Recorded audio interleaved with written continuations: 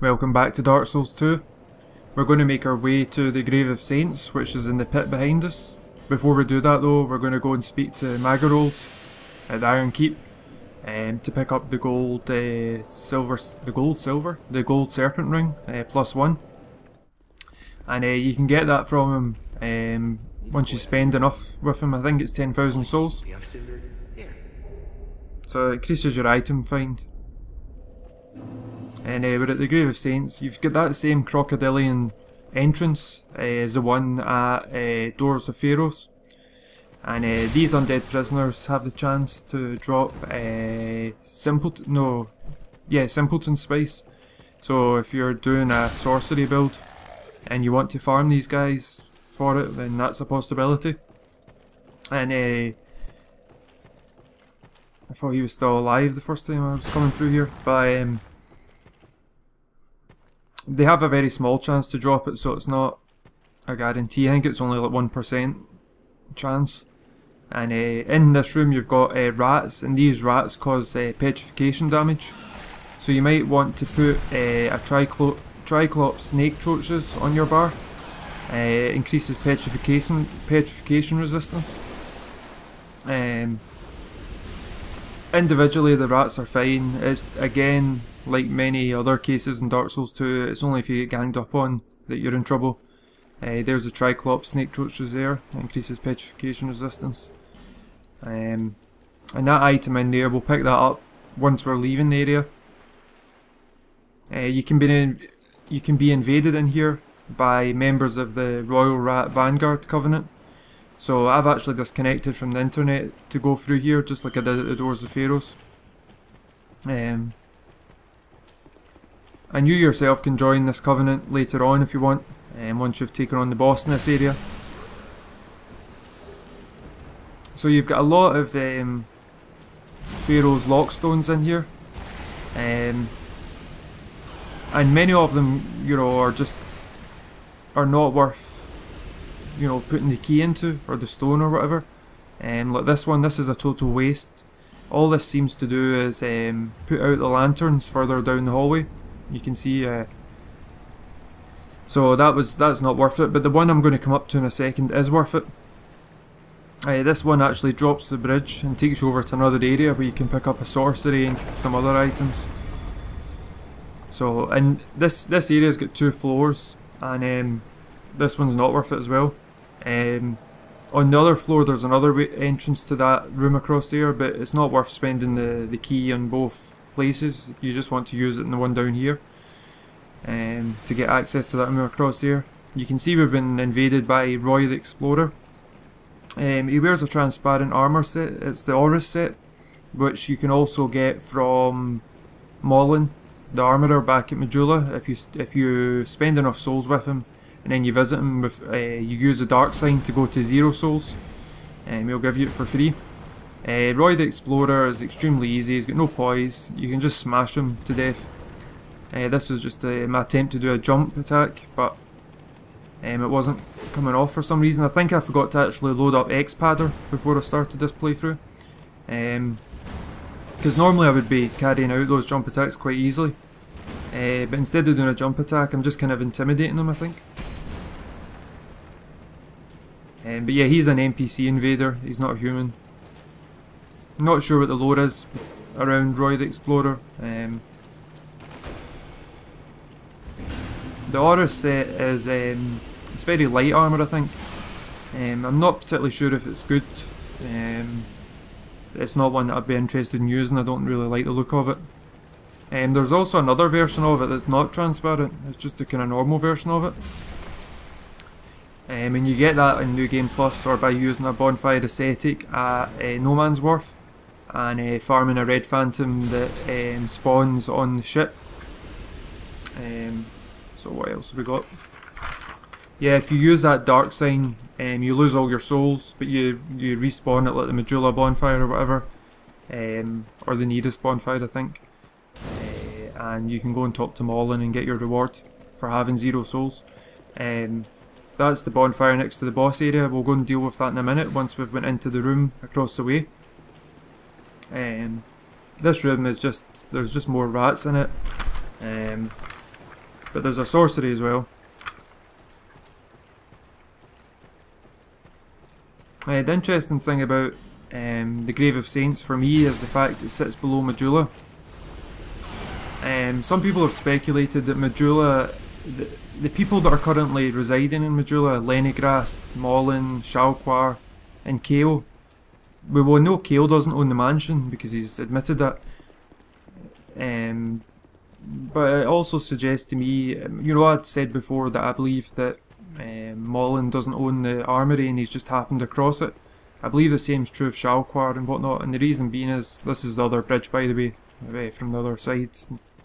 But yeah, the reason being is this idea that Shalquar, that you put a Grave of Saints, near somewhere where it's easily guarded and people can pay their respects. It's easy for people to come and pay their respects to these saints. So what better place than to have it right next to Medulla? And it lends credence to this idea that the people that originally lived there are maybe, people like Aldea or, other important characters that are in the game that are referred to either through descriptions or through encounters in different areas in the game.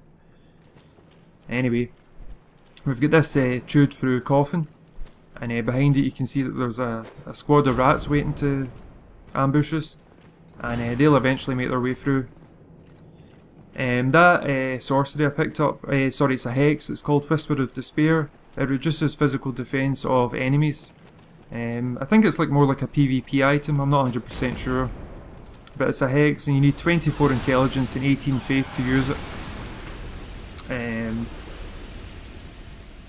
Oh, and the other thing I forgot to mention is that the bonfire for Grave of Saints is called Harvo's Resting Place, not Havel's. Harvo's Resting Place. And some people have speculated it's, linked to Havel. The bishop from the Way of White from Dark Souls 1. Anyway, we're going to go straight into the boss fight. Put poison moss on your bar. Put Triclops snake troches and resin up your weapon. And what this boss fight entails is killing a number of normal rats. And once you've killed a proportion of rats, I think it's maybe like 10 or 12, the boss spawns into the fight. And the boss in this case is the Royal Rat Vanguard. And he's a rat himself, and you can distinguish him from the other rats by the fact that the Royal Rat Vanguard has a mohawk. And there he is up on the left there, you can see him. And he does poison and petrification damage. So that's why you want to have the poison moss on your bar.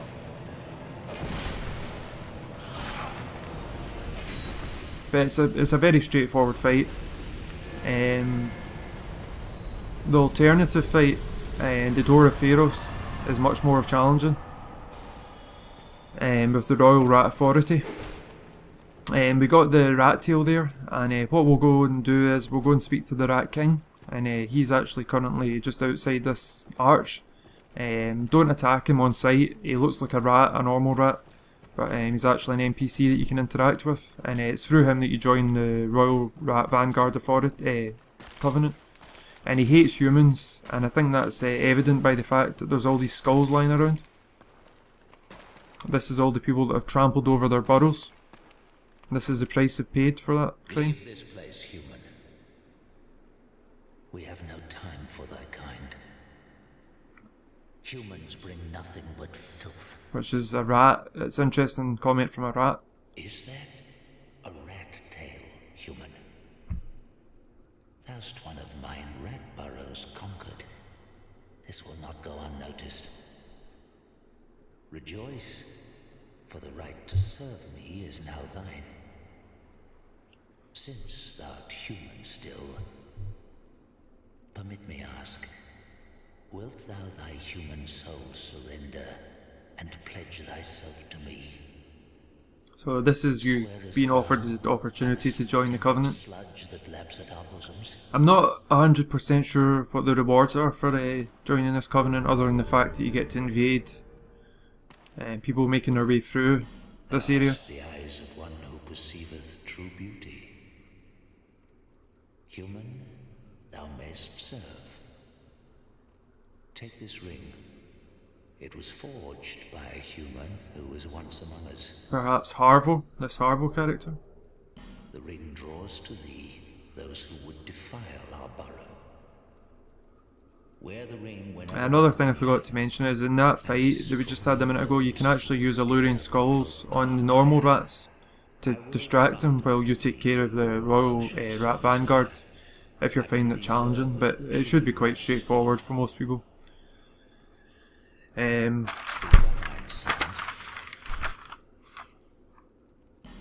So he sells a couple of items, corrosive urns, which PvP items, and the torches. Tell me the way of... He has some interesting dialogue, not in this encounter, but in the encounter at Doors of Pharaohs he does. Despite the human blood, I think it's the same Rat King, I'm not 100% sure, but I think it is. merciful, and trusting thee as I would any rat. And The insolent fools line up to tremble upon our burrows. My servant, dispatch these invaders, and thy reward will be handsome indeed. yeah, I really think it's interesting, this idea that, like I said earlier on, about the idea that the people, that Majula was home to important people in the past, and it's, you know, And then Zabel, we've got this I know thy kind. idea running through, or this kind of And schemers all. storyline or whatever running through the game that suggests that people lose their memory over time. My servant, And perhaps either the people that originally lived there have forgotten the fact that they did so, or they're dead, or they've gone missing, or whatever. Obviously, we've got a big prominent skeleton here, and most of the skeletons here are giant. And again, people have speculated that that might be Harvo, the skeleton, or it might, if it is Harvo, then it's not Havo, because, well, Havo, as far as we're aware in Dark Souls 1, was just kind of normal sized. Unless the person that was wearing the Havo armour in Dark Souls 1 wasn't Havo, and then it becomes very complicated and convoluted. But anyway, so we're going to come down this way, and this takes us down to the area, where the crystal lizard was, on the way to the gutter, where the undead citizens at the bottom. And remember that item I didn't pick up, just in front of the crystal lizard, and where we picked up the ash knuckle ring. You can see it over to the left there, yeah, there. That's the disc chime. And you can actually jump to that item from here, and the disc chime actually increases the potency of your catalyst or something like that in your right hand, or your chime, sorry, in your right hand, and it can be used as a shield as well, I believe, the disc chime. So you jump from here to get it. Anyway, I hope this episode's been helpful. In the next episode we're going to use the forgotten key and finish up in the gutter. Thanks for watching.